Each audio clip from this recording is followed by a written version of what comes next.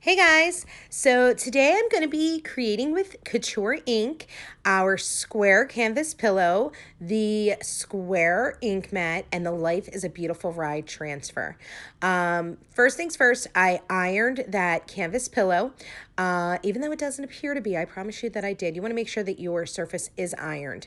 Then I put our square 17 by 17 square ink mat into that canvas pillow, and that will help be a barrier for our inks. That way our ink doesn't get through to the opposite side of our pillow, and it will also help to hold that canvas pillow in place because it's a sticky one. Now, our transfers are reusable over and over and over again, so you will see right here that I am notating on the back of each transfer what it is, because once the transfers are washed, I can go ahead and put them back onto the carrier sheet for next time. Now, in hindsight, I should have moved that Life is a Beautiful Ride over closer to the middle along with that hot air balloon, but I still love the way this does ultimately turn out. Now, what you saw right there was that I was smoothing that transfer out because I want to make sure I have no air bubbles at all. I am using Tide ink and our small squeegee to apply the Tide ink all over the silkscreen area. You're also going to notice that I will only go up and down with my squeegee because for me, what I have learned is if I'm going to have a air bubble and a bleed, if I move side to side, it bleeds worse. So I try to just go up and down.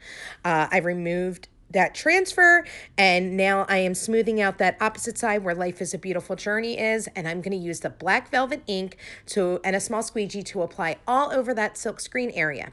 Before I pull the transfers off, though, you will see I take a look at my fingers to make sure that I have no ink on them.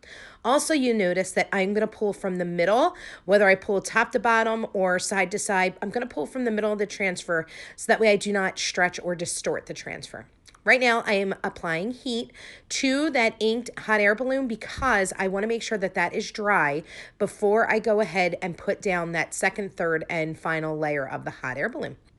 So right now I'm lining up the space, pushing down in the silk screen area specifically to make sure there's no air bubbles. And I'm going to be using the Eucalyptus ink to go ahead and make that second layer of our hot air balloon. I'll use the small squeegee to apply the ink. And also I made sure first that there were no air bubbles. Once I have all of that ink down, I'm going to get the excess off and I'm going to put it right back in the jar. And now I'll look at my fingers and make sure there's no ink before I peel off that next layer.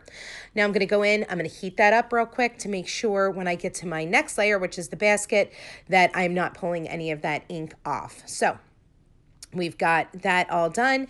Now I'm going to come in with the cute little basket and the Black Velvet ink and a little small squeegee that I cut in half and apply that Black Velvet ink there. I'll make sure to check my fingers, make sure I have no ink on them, and then peel off that next layer, heat it once again before I do the fourth and final layer, which is this sweet little banner that goes across that. And for that little banner, I'm going to come back and use the Eucalyptus ink and an even tinier squeegee that I cut to go ahead and add them. Now I'm going to peel it off. I'm going to heat it one final time with my heat tool, make sure it's all dry. And then it's going to be time to come in and heat set it. But before we heat set it, we want to make sure we pull out that 17 by 17 ink mat because we cannot apply heat to that ink mat. So hands are free of ink. It is time to go ahead, put a piece of parchment paper down in between your heat source. So if you're using a heat press or an iron. Now, I work with the Cricut heat press. With the Cricut heat press, I will utilize it on a setting of 330 degrees for 30 seconds. And I will do that on both sides. If I were to be using an iron, I would put it on a cotton setting and I would do it for 4 minutes, both on both sides, inside and out. And what you may not have noticed is when I went to heat set the inside of the pillowcase, I did stick the parchment paper in between the ink and the back side of that so that way it does not stick.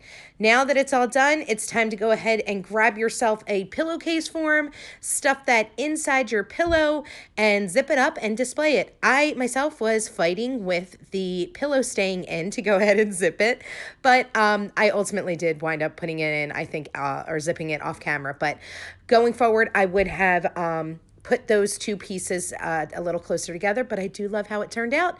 If you would like to get these items and more, please be sure to check out my online store. Thanks so much for watching today. Bye.